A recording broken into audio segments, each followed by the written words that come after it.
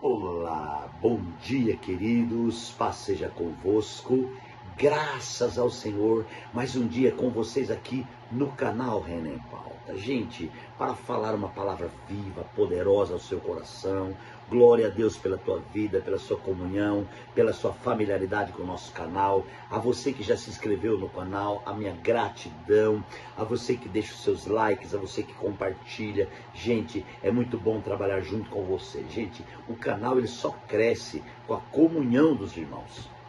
Porque na realidade, o propósito do canal é levar a palavra, é que todos nós façamos parte de um canal que está liberando uma palavra diária. E não é há um mês, há dois, já faz alguns anos.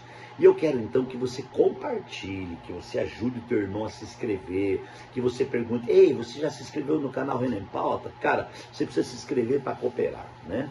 Muito bem, queridos, nós estamos falando aqui sobre um tema dessa série, é a realidade do vencedor. Gente, todo mundo quer ser vencedor, mas eu faço uma pergunta: você quer ser vencedor do quê? Por quê? É importante saber, amados, o que é ser um vencedor e conhecer sua realidade. O vencedor, ele tem uma realidade.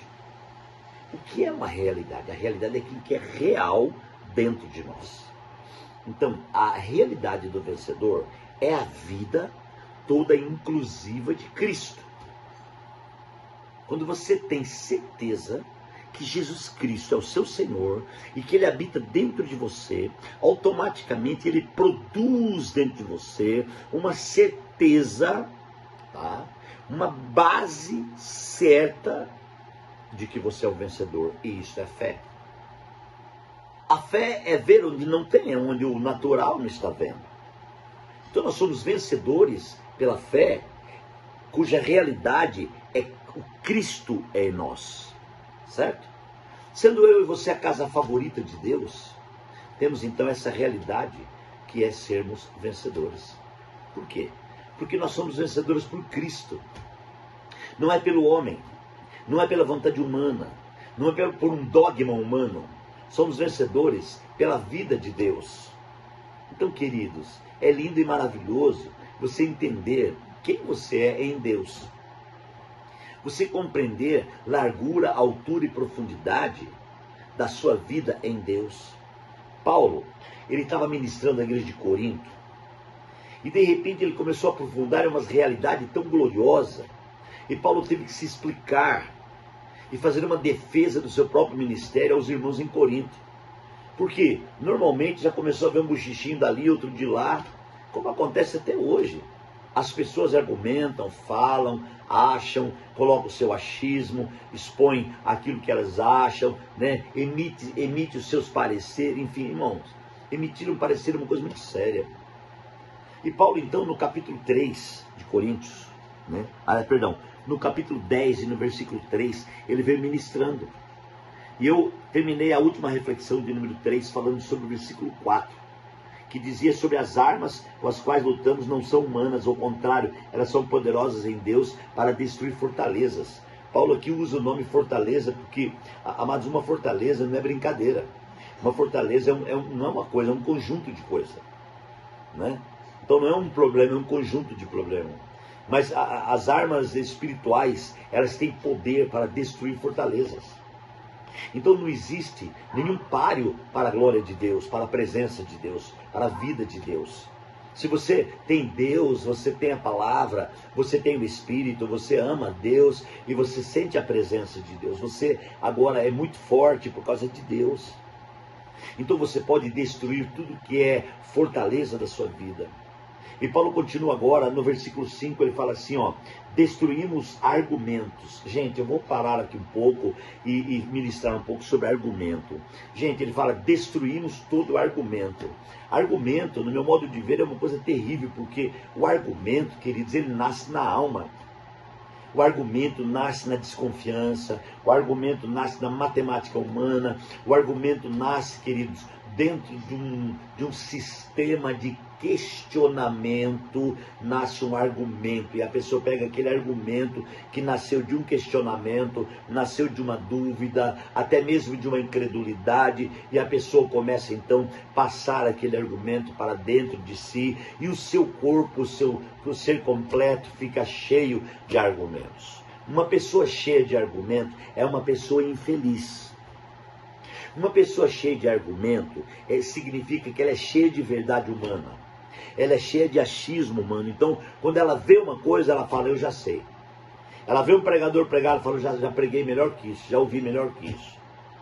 Quando ela vê alguém, ela já quer encostar e passar o seu argumento. Quero que você entenda o que eu vou te falar agora. Argumento é uma semente, irmãos, que deseja ser semeada.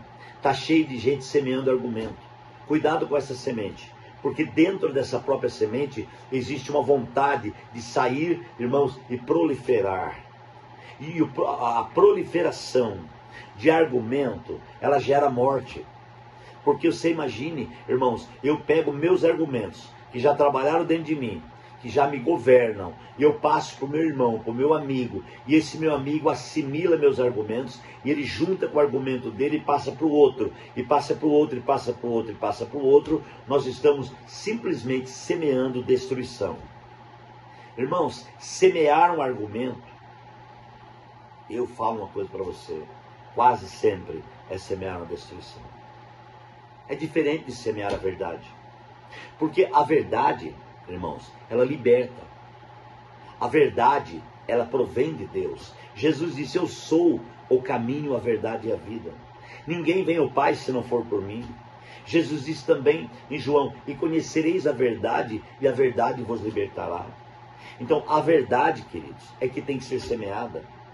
A verdade é que tem que ser proliferada, não argumentos humanos. Por isso é que Paulo diz assim, então, nós destruímos os argumentos. Porque argumento quer contrapor a verdade. Então a verdade chega, o argumento chega, ele começa a discutir, ele fala, não é bem assim, não é bem assim, não é bem assim. E o pior é que muitos de nós, ao invés de dar ouvidos à verdade, damos ouvidos a argumento. Enquanto que a verdade é governante, é Deus purinho, é a base da nossa vida, o argumento, queridos, ele vai somente trazer a você um problema muito sério. Ele vai multiplicar os seus problemas.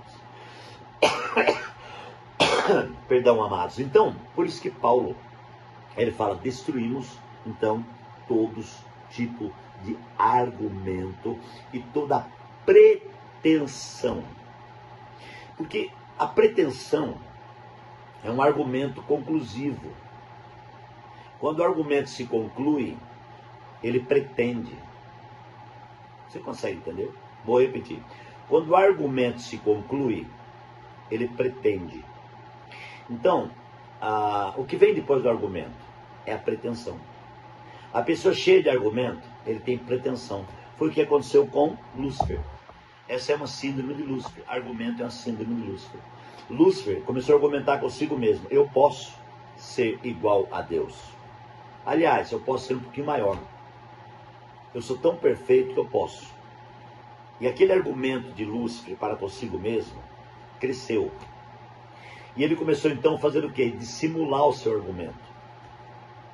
Quem que ouviu o argumento de Lúcifer? Os anjos. A terça parte dos anjos que se rebelaram. Então o que aconteceu? Aquele argumento de Lúcifer levou ele a pretender. E a pretensão dele era ultrapassar o limite.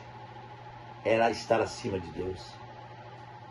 A pretensão de Lúcifer levou ele à queda, à caída e sua destruição eterna. Então, o argumento leva à pretensão. A pretensão pode ser o final de um ciclo na nossa vida. Quantas pessoas são pretensiosas? O pretensioso, queridos, ele não vai para frente. Ele vai estar sempre pretendendo, mas você percebe na íntegra que ele não vai. Que dentro do seu coração ele é soberbo. A soberba desagrada a Deus. Então Paulo está falando assim, nós destruímos toda a pretensão, argumentos de toda a pretensão que se levanta contra o conhecimento de Deus. Olha aí, a síndrome de Lúcifer, né? Existem hoje crentes que questionam Deus. Existem estudiosos, né, que questionam Deus. Que diz, Deus, por quê? Será que a Bíblia está errada? Existe hoje estudiosos que estão querendo alterar a Bíblia.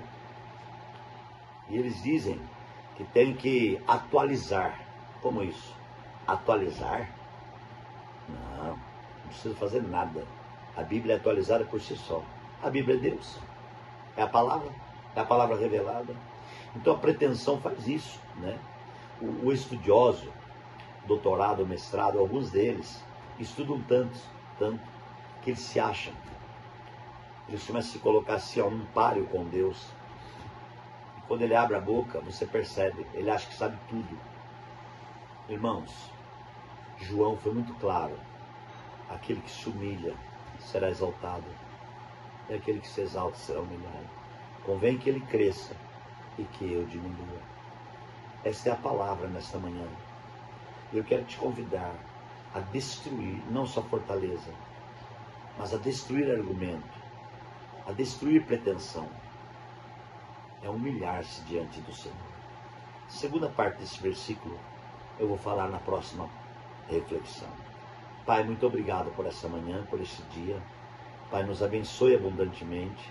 Nós te agradecemos em nome de Jesus. Fica com o teu povo, fica com a tua igreja e sustenta cada um em nome de Jesus. Que Deus te abençoe. Um grande abraço e até amanhã.